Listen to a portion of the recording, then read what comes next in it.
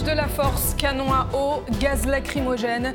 La manifestation des fonctionnaires organisée cet après-midi à Paris a dégénéré en marge du cortège. Les détails à suivre dans ce journal. Moon Jae-in en visite aux États-Unis, le président sud-coréen rencontre actuellement son homologue américain. Au centre des discussions, le sommet historique entre Donald Trump et Kim Jong-un, sur lequel flotte désormais un parfum d'incertitude. Le conflit au Yémen est entré dans sa 3e année de guerre entre les Houthis soutenus par l'Iran et la coalition menée par l'Arabie Saoudite. Aujourd'hui encore, des tirs de missiles ont tué 5 personnes et blessé une vingtaine d'autres.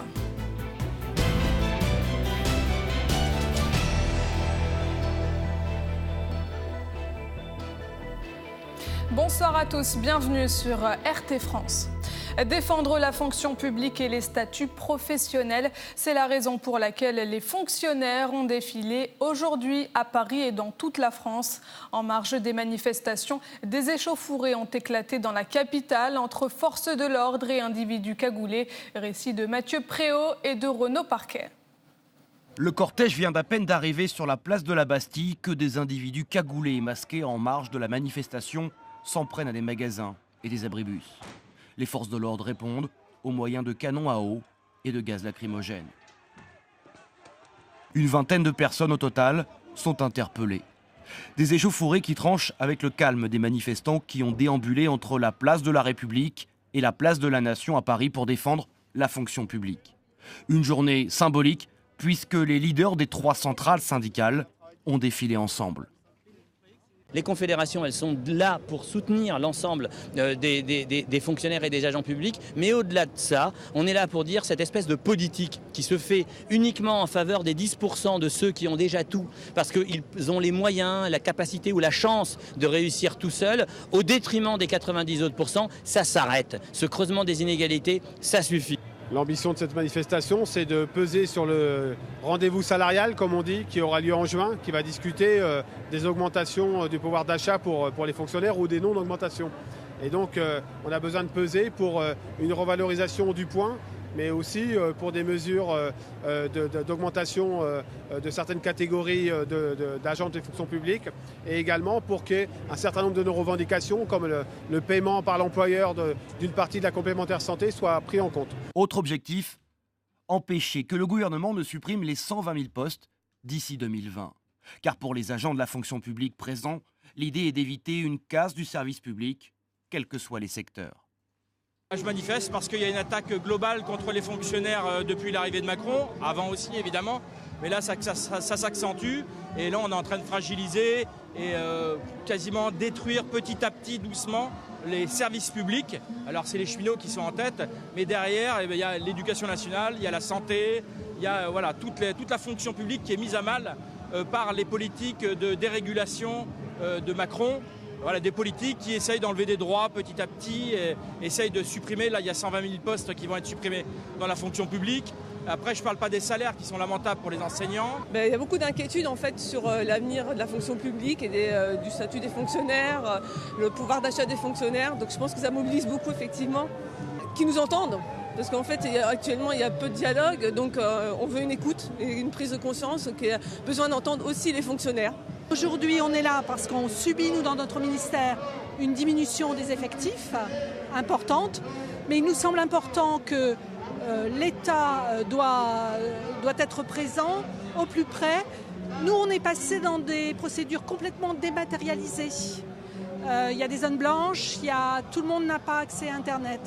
Alors, on fait de la substitution, on fait des points numériques avec des services civiques. Donc nous, aujourd'hui, on défend le service public. Alors notre statut derrière, qui est la garantie d'un service public républicain sur tout le territoire, en Outre-mer, l'Île-de-France et dans l'ensemble du territoire. Selon un cabinet privé indépendant, plus de 16 400 fonctionnaires ont défilé à Paris et près de 140 manifestations ont eu lieu partout en France. C'est une douche froide pour les élus de banlieue. Alors qu'ils espéraient beaucoup du plan Borloo, Emmanuel Macron a mis un coup d'arrêt à leurs attentes. Face aux acteurs de la politique de la ville réunis aujourd'hui à l'Élysée, le chef de l'État a annoncé être à la recherche d'un nouveau dispositif.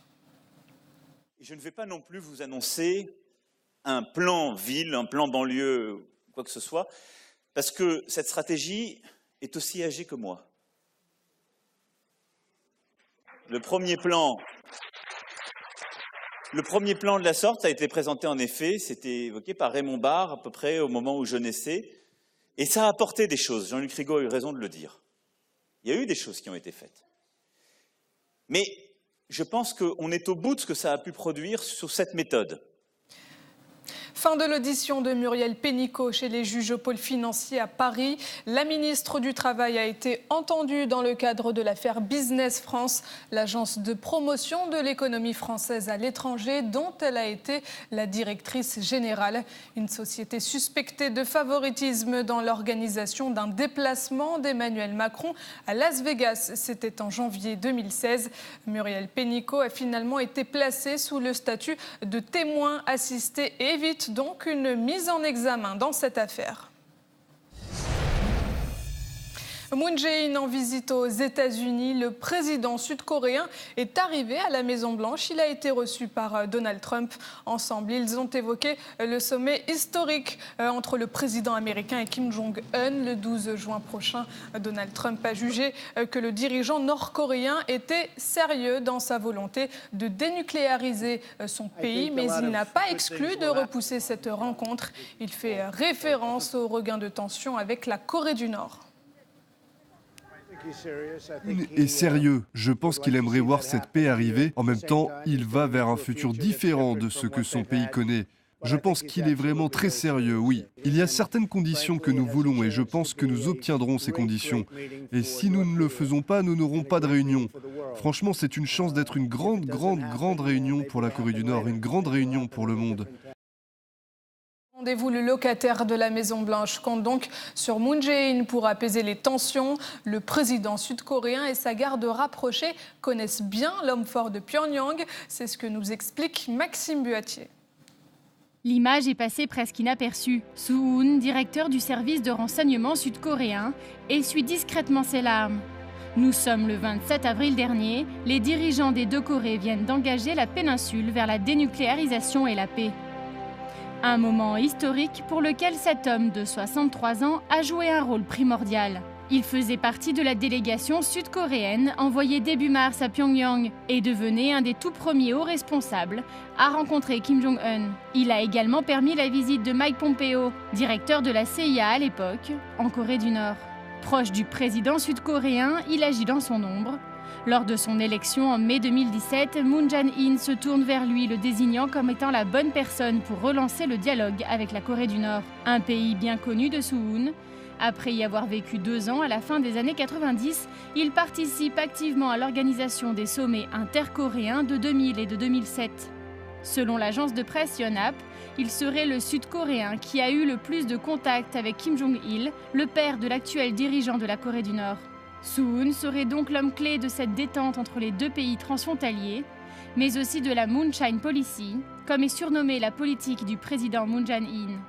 En pleine guerre des Corées, ses parents ont fui le Nord en 1950 pour le Sud. De ce parcours familial, le président garde le rêve d'une réunification de la péninsule. Cet échange n'est pas une lubie soudaine, c'est l'aboutissement du projet de ma vie, avait-il déclaré peu avant la rencontre avec Kim Jong-un le 27 avril. Un rêve qui se construit étape par étape. La prochaine pourrait être le sommet très attendu le 12 juin prochain à Singapour. Le président nord-coréen rencontrera à son tour Donald Trump. Un moment historique pour l'avenir de la péninsule. Et avant ce sommet historique, une rencontre Trump-Moon préparatoire donc. C'est le terme employé par Bruno Guig, analyste géopolitique. Je crois que cette visite est importante puisque c'est l'une des étapes qui doit mener à ce sommet prévu pour le 12 juin à Singapour entre le président Trump et le président Kim Jong-un. Bon. Donc la visite du président sud-coréen, Moon Jae-in, est une étape préparatoire qui est très importante parce que je pense que c'est l'occasion pour le président sud-coréen de réitérer ce que les Américains savent déjà très bien, c'est-à-dire l'attachement de la Corée du Sud au rétablissement d'un minimum de courtoisie et de bonnes relations avec la Corée du Nord, préalablement à ce qui pourrait être, éventuellement, un sommet historique mettant fin officiellement à la guerre de Corée, parce que c'est bien cela l'enjeu de cette négociation, c'est d'arriver finalement à un véritable traité de paix qui pourrait être lié, comme d'ailleurs le président Kim Jong-un lui-même l'a dit, à la dénucléarisation de la péninsule. Donc les enjeux sont multiples, ils sont liés entre eux, et je crois que c'est une étape importante. Alors le risque, c'est que le sommet soit n'ait pas lieu, ce qui n'est pas impossible, soit qu'il accouche d'une souris, que ce soit la montagne qui accouche d'une souris, ce qui est possible aussi. Mais il semble quand même qu'il y ait, de la part des deux présidents coréens, et c'est ça qui est important, la volonté de, non pas faire table rase du passé complètement, mais en tout cas d'ouvrir une nouvelle page de l'histoire de la péninsule coréenne, et qui repose finalement sur un triptyque qui est assez simple. Premièrement, seul le dialogue entre Coréens permettra d'aboutir à un éventuel traité de paix, et je crois qu'il s'est souhaité des deux côtés. Deuxièmement, le traité de paix implique, comme une conséquence nécessaire, un processus de dénucléarisation. Troisième élément, évidemment, les États-Unis d'un côté, mais aussi la Chine, dont on ne parle pas, de l'autre, seront associés au processus et devraient être amenés à s'en faire les garants. C'est ça l'enjeu, en fait, de cette rencontre et des rencontres qui vont suivre, parce que je pense que d'ici le 12 juin, il y aura sans doute encore de nouvelles étapes. Au Yémen, le conflit s'intensifie. Des missiles tirés par les rebelles houthis ont tué 5 personnes et en a blessé 22 autres ce matin dans la ville de Marib. Des missiles qui ont visé un marché populaire et bondé du centre-ville. 10 000 morts, 55 000 blessés. C'est le dernier bilan de cette guerre entre les rebelles houthis et la coalition menée par l'Arabie saoudite. Dans sa dernière enquête sur le conflit, Amnesty International prédit que le pire était encore à venir. La population civile est en première ligne et dans certains cas, des civils sont même tués par des missiles issus de pays européens. C'est le cas de l'Italie où une usine de fabrication d'explosifs pose un vrai cas de conscience à la population locale. Explication. Cette photo a été prise au Yémen après une frappe aérienne saoudienne près de Al-Hodeïda, un village de 6 000 âmes, survenu le 8 octobre 2016. Une image qui pourrait n'être qu'un énième écho des attaques dont est l'objet le pays le plus pauvre du Moyen-Orient, car la population civile subit de plein fouet les conséquences d'un conflit régional armé. Cette fois-ci, l'attaque aérienne a fait 6 victimes, 6 personnes de la même famille, une femme enceinte, son mari et leurs 4 enfants. Et ce drame pose un vrai problème de conscience aux habitants de Dobus Novas et Iglesias, 2 petites villes du sud de la Sardaigne. Car après expertise de fragments retrouvés sur place, les missiles ont été fabriqués dans une usine locale. Cette entreprise nous donne du travail. C'est la principale source de travail pour beaucoup de familles. On vit dans une des régions les plus pauvres d'Italie. Le fait qu'ils produisent des bombes est un autre problème. Ce n'est pas super, c'est sûr, mais à situation extrême, solution extrême. Au moins, cette compagnie donne du travail. Elle donne du travail.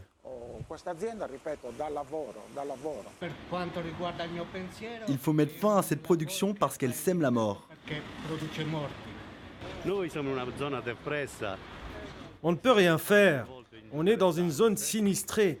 On est dans une ville où la seule source d'emploi qu'on a, ce sont ces centaines de jobs.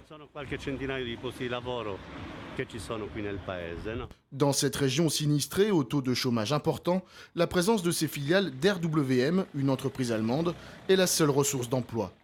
Et selon le maire de Domus Novas, c'est bien tout ce qu'il faut retenir. Des gens de toute la Sardaigne viennent d'ici, parce que des compétences spécifiques sont demandées. Donc je ne peux qu'être reconnaissant envers RWM, qui me donne la possibilité d'offrir du travail à mes citoyens. Et c'est ce qu'il y a de plus important. Le reste, on s'en fout. On s'en fout. Cette usine a vu le jour pour produire des explosifs. Elle a ensuite été reconvertie en fabrique de missiles et il ne faut pas oublier que nous avons affaire à une entreprise privée. On ne peut pas leur dire « maintenant tu produis autre chose ». Et puis on ferait quoi alors ? Du chocolat ? Le maire d'Iglesias, lui, se veut plus mesuré. Per chiamare un po' l'attenzione sul fatto che vi è appunto l'ipotesi, insomma, che questo tipo di Au conseil municipal, on a voulu signaler qu'il y a un risque que ces explosifs soient utilisés dans un contexte de guerre particulièrement dramatique comme au Yémen, et qui fait beaucoup de victimes innocentes.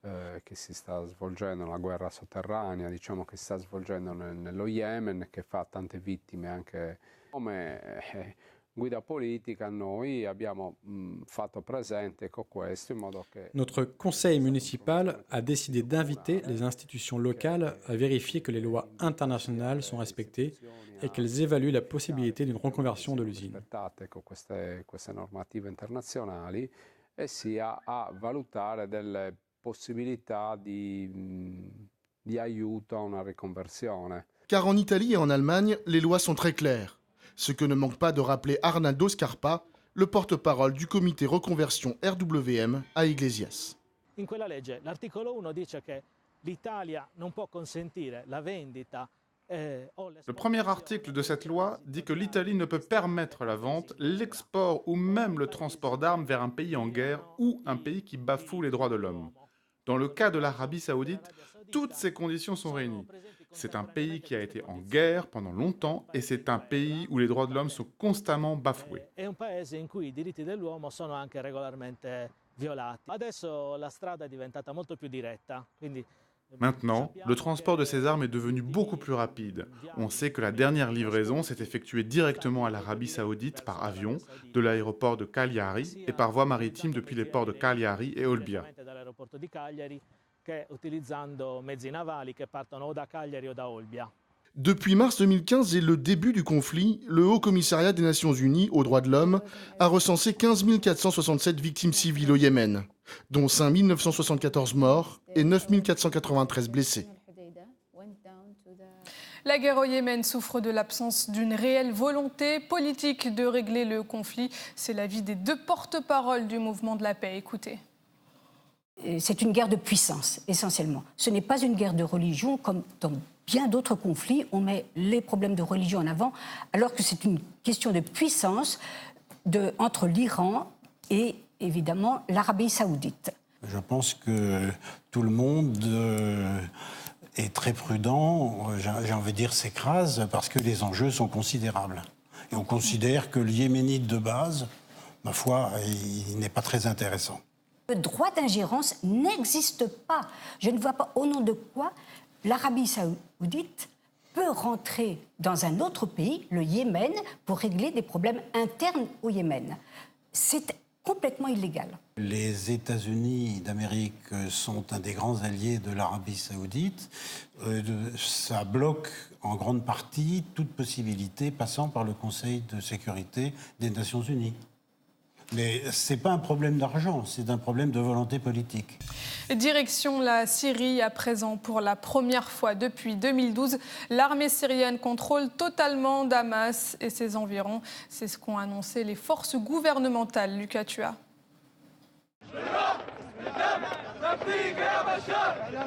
Brandir le drapeau syrien, un geste qui n'était plus possible à Hajar el-Aswad, dans la banlieue sud de Damas. Mais l'armée syrienne annonce avoir récupéré cette zone à seulement 9 km du centre-ville de la capitale, un quartier que les terroristes de Daesh ont occupé pendant presque 6 ans. La ville héberge aussi le camp de réfugiés palestiniens de Yarmouk, créé par les Nations Unies dans les années 50 et occupé par le groupe État islamique depuis 2013. Plus d'1 millier de djihadistes en auraient été évacués. C'est donc désormais Damas et toute sa région qui seraient sous contrôle gouvernemental. Dans la dernière phase de l'opération, nous avons encerclé les extrémistes et nous avons rétréci le périmètre au fur et à mesure que nous nous avancions. Les combats sont devenus très rapprochés, nous les avons finalement neutralisés. Les immeubles en ruine témoignent des durs affrontements entre l'armée syrienne et les djihadistes. À quelques kilomètres de là, dans le centre-ville de la capitale, les Syriens tentent de retrouver une vie normale. J'ai passé un tiers de ma vie dans cette guerre. La guerre a commencé quand j'étais adolescent et la situation était très mauvaise. Maintenant que les combats à Damas sont terminés, je me sens comme un survivant. C'est comme une nouvelle vie. C'est inhabituel pour moi de sortir à ce moment-là de la journée, mais la situation a changé depuis la libération de la Ghouta et maintenant avec la libération du camp de Yarmouk et du district de Hajar el-Aswad. Au début, j'avais peur, mais maintenant, je me sens en sécurité. Mes parents m'ont averti quand je suis venu à Damas de ne pas aller dans des endroits surpeuplés, en particulier dans les endroits ciblés par le mortier. Ils m'ont demandé de ne pas aller ailleurs que sur mon lieu de travail. Ils m'appelaient toutes les 10 minutes. Maintenant, la situation est très bonne et je peux aller où je veux. Prochaine étape pour le gouvernement syrien, reprendre la petite partie du pays, environ 3% du territoire, qui est encore sous le contrôle des groupes terroristes. L'Italie en passe de sortir de la crise politique. Le président Sergio Mattarella doit s'exprimer sur le choix de la future coalition gouvernementale. Le mouvement 5 étoiles et la Ligue ont proposé hier Giuseppe Conte comme chef du gouvernement. Ce juriste de 54 ans, inconnu du grand public, est issu des rangs du parti de Luigi Di Maio. Je pense que nous pouvons dire qu'aujourd'hui, nous sommes confrontés à un moment historique. Nous avons présenté au président de la République le nom de la personne que nous souhaitons, avec un leadership fort, sur laquelle nous sommes tombés d'accord avec nos deux partis. Évidemment, notre objectif est d'améliorer la qualité de vie des citoyens italiens. C'est un moment historique aussi parce que nous avons imposé une méthode de travail où d'abord nous discutons les sujets et plus tard nous proposons les noms. C'est plus juste de le faire comme ça et j'espère que ce sera le cas dans le futur aussi, parce que les problèmes des Italiens doivent venir en premier. Giuseppe Conte pourrait donc être chargé de mettre en œuvre l'accord politique conclu entre les deux mouvements, souvent décriés comme populistes et anti-système. Focus sur le probable futur président du Conseil italien avec François-Xavier Lambert. Un homme discret peu connu du grand public et au CV long de 12 pages. Âgé de 54 ans, Giuseppe Conte devrait devenir le nouveau président du Conseil italien. Son nom était brièvement apparu avant les législatives, puis avait disparu pendant les tractations gouvernementales. Finalement, il a été choisi car les deux leaders du mouvement 5 étoiles et de la Ligue n'ont pas pu se mettre d'accord pour désigner l'un d'entre eux. Cet avocat et professeur de droit est né en 1964 à Volturara Apula, une commune située dans les Pouilles. Parti à Rome pour suivre de brillantes études, il a ensuite connu un parcours professionnel exemplaire. Il a ainsi enseigné dans des universités en Sardaigne, à Rome, à Florence ou à Malte et donne actuellement des cours de droit privé à Florence et à la prestigieuse université Louis de Rome. Mais ses activités ne se limitent pas à l'enseignement. Il est également membre du conseil d'administration de l'agence spatiale italienne. Giuseppe Conte doit encore être nommé officiellement président du conseil par le président de la République Sergio Mattarella. Il s'agira du 6e homme à occuper cette fonction depuis 2008. Si Giuseppe Conte pourrait diriger le futur gouvernement, l'eurosceptique Paolo Savona pourrait décrocher le ministère de l'économie. Alors, quel avenir économique pour l'Italie? Écoutez l'analyse de Francesco Saraceno, directeur adjoint au département des études de l'OFCE. Je crois que l'Italie aurait tout à perdre d'une sortie et que ceux qui vont la gouverner s'en rendront compte très vite. Est-ce que l'Europe a tout fait bien pour autant? Pas du tout. Je pense que ces gouvernements, comme en fait, le gouvernement Tsipras en Grèce avant et comme d'autres, et l'émergence d'autres mouvements populistes en Europe montrent que l'Europe a eu presque tout faux depuis le début de la crise. Et donc il faudrait que l'Europe change de cap avant que l'accident que chaque fois on repousse arrive. N'oublions pas qu'ici en France, Macron a gagné les élections, mais Marine Le Pen est arrivée au deuxième tour et elle n'était pas très loin de lui.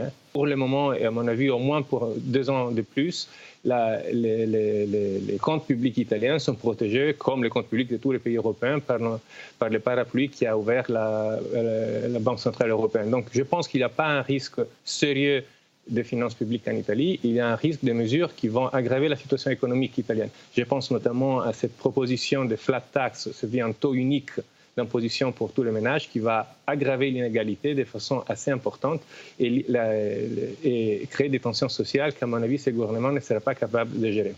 Avant Paris et l'Elysée demain, Bruxelles et le Parlement européen. Ce soir, Mark Zuckerberg doit s'expliquer sur le scandale Cambridge Analytica et sur l'exploitation des données personnelles d'utilisateurs. Le patron de Facebook doit aussi annoncer un nouveau plan pour lutter contre la désinformation en ligne. Il est devenu clair au cours des 2 dernières années que nous n'avons pas fait assez pour empêcher que ces outils soient utilisés à mauvais escient. Qu'il s'agisse de fake news, d'ingérence étrangère dans les élections ou de publicitaires abusant des informations des utilisateurs. Nous n'avions pas pris la mesure de l'étendue de notre responsabilité. C'était une erreur et j'en suis désolé. Ça va prendre du temps de travailler sur tous les changements que nous devons faire ici. Mais je m'engage à bien faire les choses et à faire les gros investissements nécessaires pour assurer la sécurité des données des utilisateurs. Par exemple, nous doublons le nombre de salariés affectés à la sécurité dans notre entreprise à plus de 20 000 personnes d'ici la fin de l'année.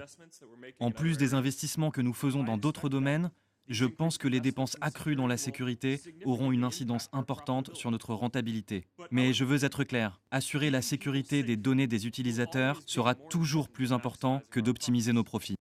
Et dans le même temps, des manifestants se sont réunis pour faire pression sur le PDG de Facebook. Ils réclament une protection des données collectées par le réseau social. Des activistes du groupe américain Havas ont brandi une douzaine de cartons avec la tête de Mark Zuckerberg. Ils demandent aussi la suppression de tous les faux comptes qui propagent de la désinformation. On passe à présent à notre page RT sur le web, notre sélection des infos les plus consultées sur notre site rtfrance.tv. Au Venezuela, Nicolas Maduro a annoncé l'expulsion du chargé d'affaires américain à Caracas. Après sa réélection, Washington a imposé de nouvelles sanctions au pays. Le chargé d'affaires est le plus haut représentant diplomatique des États-Unis au Venezuela. Il est appelé à quitter le pays dans les 24 heures. Washington a répondu et annoncé pouvoir prendre, je cite, des mesures réciproques appropriées. Un djihadiste belge condamné à mort par pendaison en Irak pour son appartenance à Daesh. Tariq Jadaoun a rejoint l'organisation terroriste en 2014 sous le nom d'Abu Hamza el-Béjiki. Lors de la première audience de son procès devant la cour pénale centrale de Bagdad, il a plaidé non coupable. Les convictions religieuses des responsables politiques et syndicaux ne doivent pas être affichées. C'est ce qu'estime Jean-Luc Mélenchon. Le leader de la France Insoumise réagit à la polémique concernant la présidente du syndicat étudiant UNEF à l'université de la Sorbonne. Mariam Pouchtou était apparue voilée au cours d'une interview diffusée sur M6, une apparition qui a déclenché de vives réactions sur les réseaux sociaux. C'est la fin de ce journal. Merci de l'avoir suivi. Prochain point sur l'information dans 30 minutes. Restez sur RT France.